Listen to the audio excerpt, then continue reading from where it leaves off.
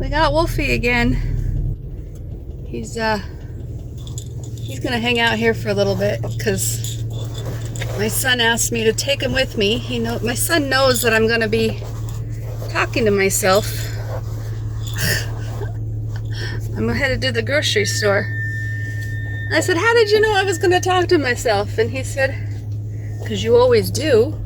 You didn't ask one of us to go with you.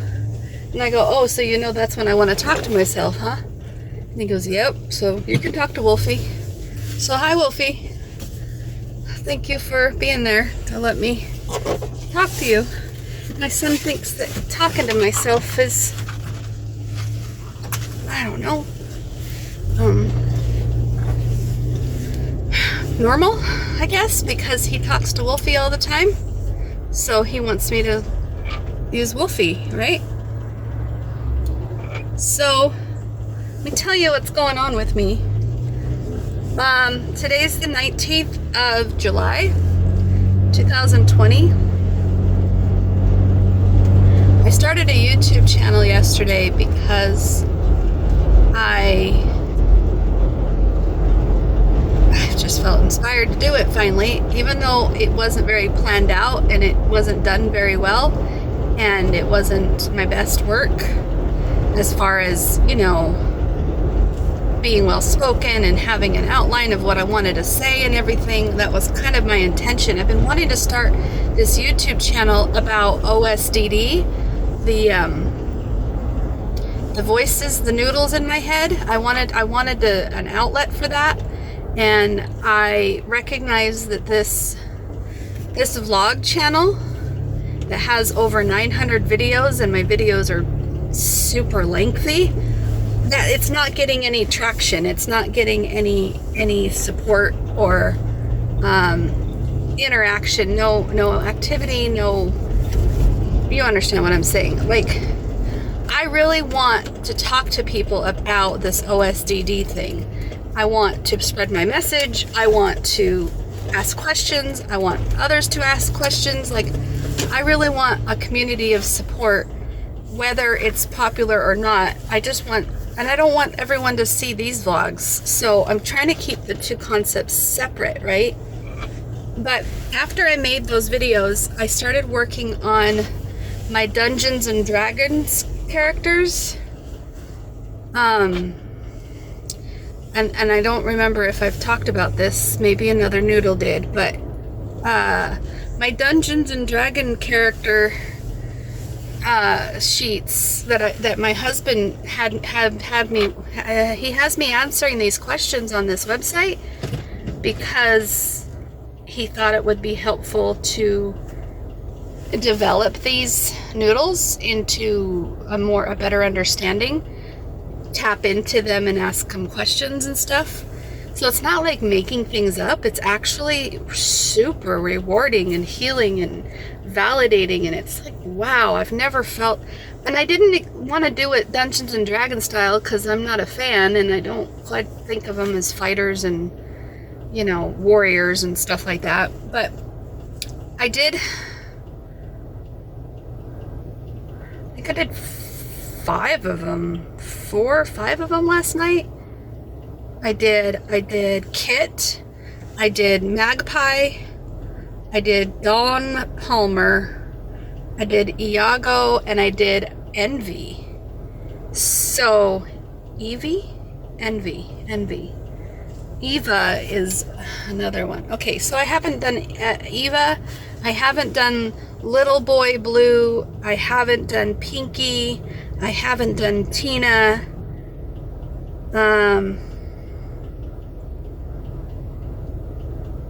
And I haven't done Yellow. And there's also Miss Brenda. I haven't done her yet either. And then, of course, I also have my black noodle, which I call my suicidal noodle. And I also have my dad. I don't like that. I don't want to consider black and white noodles. My dad's the white noodle, and my suicide noodle is the black one. I don't want to consider them noodles in the personality sense that they're part of me, like they're part of what makes up me, like the rainbow noodles are, because the white noodle is like an angel ghost type of tulpa thing that I've created to help guide me, and I talk to it quite frequently, so it's not really part of me, it's separate from me. And the black one I feel is more like a demon, dark entity that's pulling me under, so also separate from me and not part of me. Whereas all the other ones are very much connected to me and separate from the host sometimes, whoever's deciding to host, but not separate from the entity that is Crystal. Does that make sense? So I'm working this all out, and I'm figuring everything out within myself, and I only did the 5 last night, went to bed extremely awake and alert, and had a hard time falling asleep. About 2 in the morning, I had to force myself to fall asleep because I could tell my eyeballs were exhausted, but my brain was super wired. And now I woke up about 6.5 hours later. I started continuing my work. Instead of doing it through Dungeons and Dragons, I'm tapping into my trauma, the ones that hold the trauma, the littles. I have littles that hold the trauma, where I did more of the protectors and some traumas yesterday. I'm not sure if I'm making any sense. So the littles, I've had to tap into them this morning, and I'm telling you, I cannot keep my eyeballs open. My eyeballs hurt like there's a migraine, but there's no migraine. I don't have my head doesn't hurt, but my eyeballs hurt like there's a migraine. My eyeballs hurt like I've been awake for 23 hours and I'm exhausted, but I haven't been awake for 23 hours. I did have some night terrors, where I'm asleep, but I'm frightened, and my eyeballs are open and looking around and trying to make sense of what I'm thinking. Very much like my night terrors of my childhood, and very much like my night terrors of my son, who is wide awake, it looks like, but he's screaming his head off. Oh, that was so scary to watch him go through that, because there was nothing I could do to help him, nothing I could do to soothe him. Because he wasn't even aware of what was going on. He wasn't aware of my presence or anything. So I'm recognizing that I'm having these night terrors, and I've been having them for over a year, maybe 2, not as frequently as lately though. Lately, over the last couple of weeks, they've been happening quite frequently. And I really do think that it has something to do with uncovering these trauma noodles that I have. They've hidden themselves from each other, and they only come out every so often, and I vaguely remember what happened, vaguely know about it. I don't know, that's just me being crazy again. I don't know what's going on with me. In the past, when I get this bad, I would go to a psychiatrist and start taking meds, or I'd feel really bad about myself and hold it all together and tell myself to shut up. Like, I didn't want to deal with anything tough that would come up. So yeah, I get to this point in my that I definitely want to avoid it and not deal with it in a healthy way. So by dissecting all of these noodles and talking to them and diving and thinking for, like, allowing them to tell me their story and to tell me their feelings and to tell me what's going on with them, these littles this morning, I felt so sorry for them. I felt like I was interviewing them. And so now I felt like I was in that hallway and down their hallway and into a room, and yeah. Okay. My eyeballs also hurt because I would compare it to being so stoned, like I'm feeling fuzzy, like I can't think straight, and so my eyeballs hurt like they want to just close and just zone out, like being stoned, right? Basically, my husband said that you're probably exhausted, overwhelmed, you need to take a break. So he asked if I wanted to go to the grocery store. So I jumped to that opportunity because it would be a nice, healthy break and distraction, doing something productive and not diving so deep into these noodles.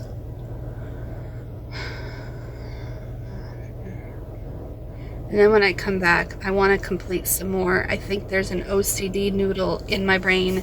I'm pretty sure that one's Kit, who wants to just get it done. Because I don't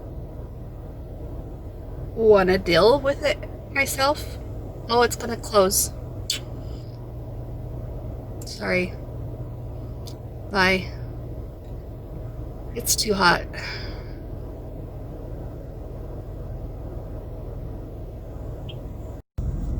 Hi. I just got done grocery shopping. So my phone should be cooled off right now. I just dropped you. Are you still recording? Yes, you are. Sorry about that.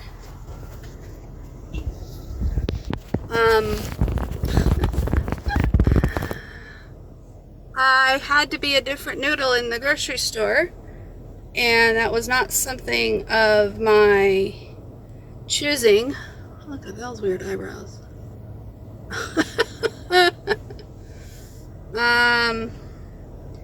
The noodle in the grocery store made some decisions, but then she questioned her. I questioned her decisions, and then she was like, "No, we're doing this," and then I'm like, "Okay." And then I called Jim a couple of times to confirm. Let me tell you why. Okay, if I'm not being very clear about why these noodles are helping me, because I could just say I'm indecisive. I could just say I'm dysregulated. I could just say all those things, right, as one person. And I am dysregulated. I am indecisive. I do have a hard time knowing my identity and making decisions. And that is why I have chosen to see it as fragmented. And even if a clinician of some sort, or even the general population, doesn't understand fragmented the way I'm seeing it, I'm not trying to change the definition of fragmented. I have chosen to see it as fragmented because it helps me. It helps me to be someone else at the grocery store. It's like putting on a different hat. It's like putting on the hat that can think and can make decisions. And now I've taken off that hat and I'm feeling insecure, and I'm about to go to the drive-thru and put on that hat again to make some decisions. How can I help you? Yeah, 1 second, please. Okay, let us know when you're ready. Okay.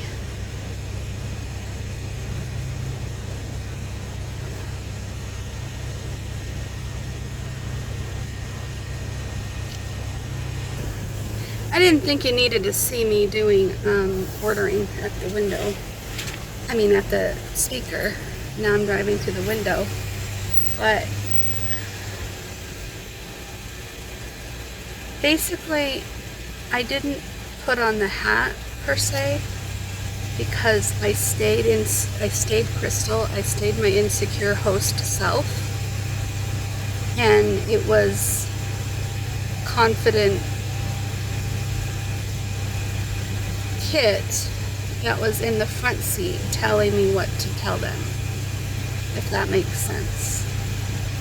So I didn't switch. I just told them what she was telling me to tell them, and now I'm questioning myself, like I did the wrong thing, like I got the wrong items. Hello. So before my last video cut out, because today's the 19th of July, so the one before this, I was talking about my plan. Kit wants to complete the character sheets from Dungeons and Dragons today. Yellow wants to go see my mom and visit with her. And I want to sleep. I'm so exhausted. I'm so tired of driving. I am so tired of being torn between all these different noodles. I wish I could go to bed and let them decide everything. And sometimes they do. But that's what's going on with being co-conscious, is that I'm very fuzzy.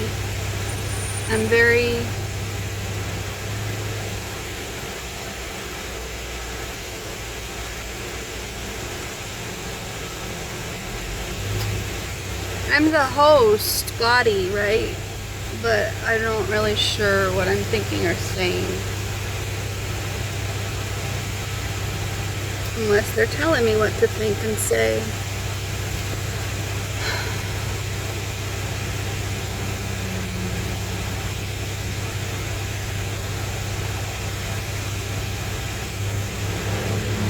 It's nice though, because they're all getting a chance to speak. They're all getting a chance to come forth to the podium and have a chance to talk. It's really difficult being Crystal City. The city of crystal, the town of crystal, the body of crystal, the car of crystal, the hallway of crystal. You see how, like, I don't have a definitive description for you. It's all a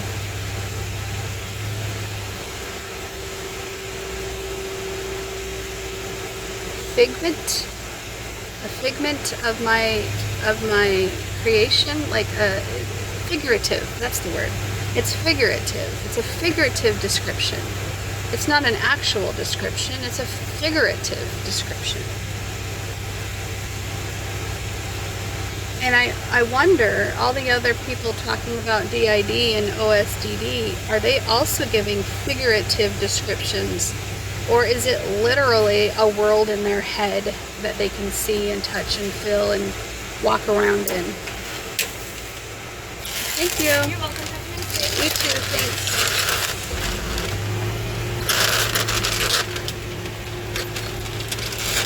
I don't know.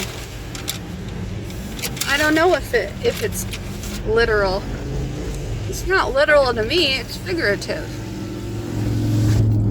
That's why I can describe it in a multitude of ways, because there's multiple ways of explaining it. Alright.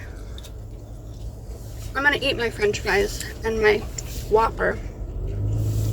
And then I'm gonna go to my mom's house. And if I want to come back today, I will. Talk to you later. Bye.